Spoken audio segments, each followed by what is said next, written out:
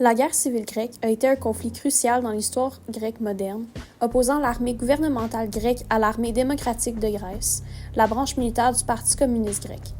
Cette guerre n'était pas seulement une crise nationale, mais aussi un moment critique au début de la guerre froide, dans laquelle les États-Unis et l'Union soviétique étaient indirectement impliqués.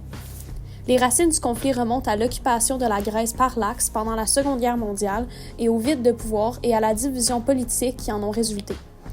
Cette présentation explore les causes, les moments significatifs et les conséquences de la guerre civile grecque, offrant ensuite deux pistes de solutions pouvant avoir été prises à la fin de cette guerre. Pendant la Seconde Guerre mondiale, la Grèce fut occupée par les forces de l'Axe, ce qui entraîna l'émergence de divers mouvements de résistance. Les plus importants d'entre eux étaient le Front de libération nationale, donc la EAM, et sa branche militaire, l'Armée populaire de libération grecque, la ELAS, dominée par les communistes.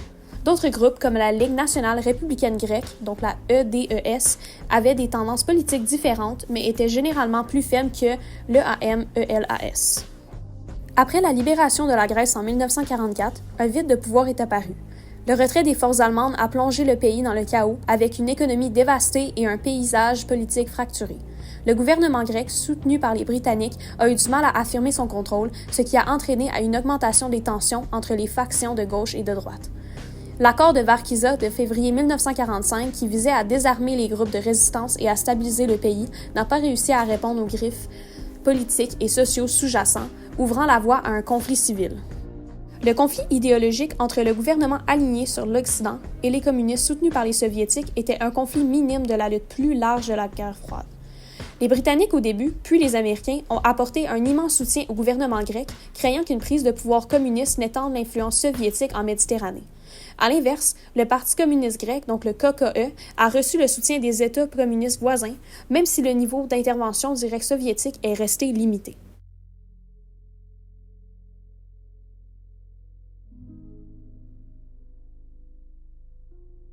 Bien qu'elle se soit produite avant le début officiel de la guerre civile, la bataille d'Athènes, également connue sous le nom de Décembriana, fut un précurseur important.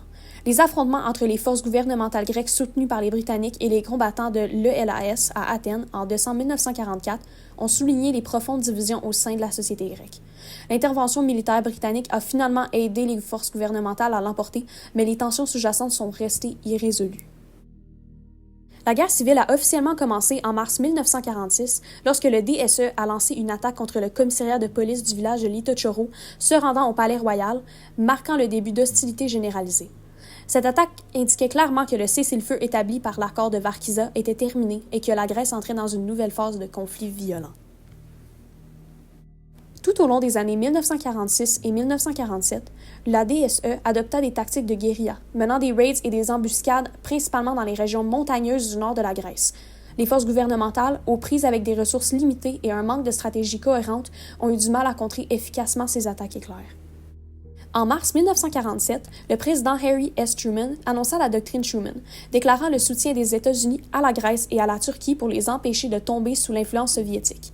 Cela a marqué un tournant dans la guerre civile, alors qu'une aide militaire et économique américaine importante a commencé à affluer vers la Grèce. La création du Groupe conjoint américain de conseil et de planification militaire, donc la JUSMAPG, a contribué à réorganiser et à renforcer l'armée nationale grecque. Les batailles décisives de la guerre civile se sont déroulées dans les chaînes de montagnes Gramos et Vitsi, au nord-ouest de la Grèce. La DSE, retranchée dans ces régions accidentées, fait face à une offensive gouvernementale massive à partir de l'été 1948. Les forces gouvernementales, désormais mieux équipées et soutenues par des conseillers américains, lancent l'opération Pyrrhus, qui affaiblit progressivement les défenses de la DSE. En août 1949, l'armée gouvernementale avait capturé les positions clés du DSE à Gramos, forçant les forces communistes restantes à se retirer en Albanie. La guerre civile grecque a effectivement pris fin en octobre 1949 lorsque la DSE a annoncé un cessez-le-feu. Les forces communistes, confrontées à des difficultés insurmontables et manquant de soutien extérieur suffisant, ont été contraintes de déposer les armes. Le gouvernement grec a déclaré la victoire, marquant la fin de l'un des premiers conflits majeurs de la guerre froide.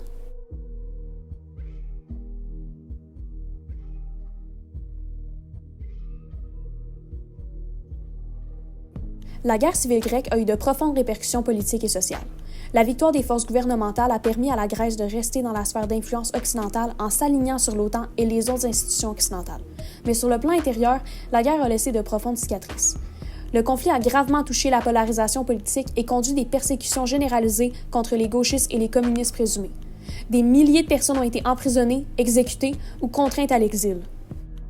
Le coût humain de la guerre civile grecque fut immense. Les estimations suggèrent qu'environ 158 000 personnes ont été tuées et de nombreux autres blessés ou portés disparus.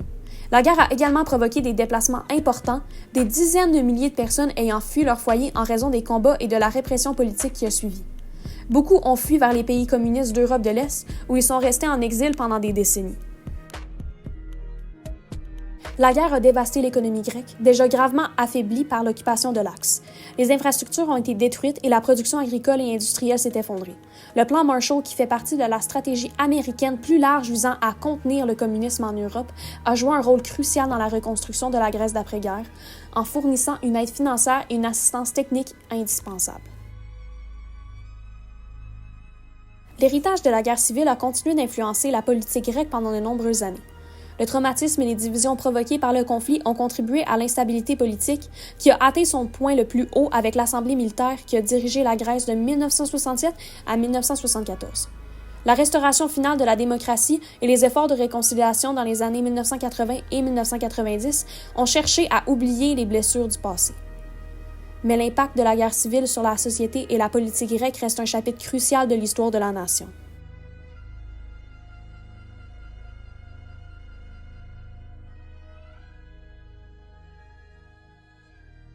Ma première piste de solution serait de faire comme dans l'Acte d'Union au Canada auparavant, de créer une chambre d'assemblée rassemblant les deux régimes politiques s'étant battus pendant la guerre civile grecque.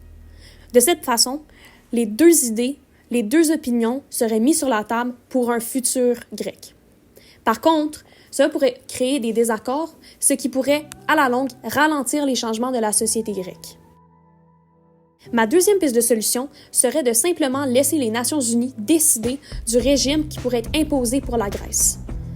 Certainement, la Grèce pourrait simplement décider d'ignorer les recommandations ou de l'imposition des Nations unies puis de faire comme bon leur semble et pourrait créer des tensions avec les Nations unies et même l'OTAN dont la Grèce s'est mise en lien après la guerre civile grecque. Mais je pense que cette piste de solution pourrait vraiment aider à mettre la Grèce un petit peu plus à l'avant, avancer un petit peu ses idées et, dans le fond, ensuite créer un meilleur futur. La guerre civile grecque est un conflit complexe aux causes profondes et aux conséquences dévastatrices. Il s'agit d'un épisode crucial du début de la guerre froide qui reflète la lutte idéologique mondiale entre le communisme et le capitalisme dont nous connaissons tant. Les événements clés de la guerre, depuis les débuts des hostilités jusqu'aux batailles dans les montagnes de Grammos et Viti, ont ouvert la voie vers la trajectoire de la Grèce moderne d'aujourd'hui. Le conflit a laissé une marque sur la société grecque, la politique et la région dans son ensemble, rappelant brutalement les coûts de l'extrémisme idéologique et l'importance de la réconciliation et de la stabilité politique dans un même pays.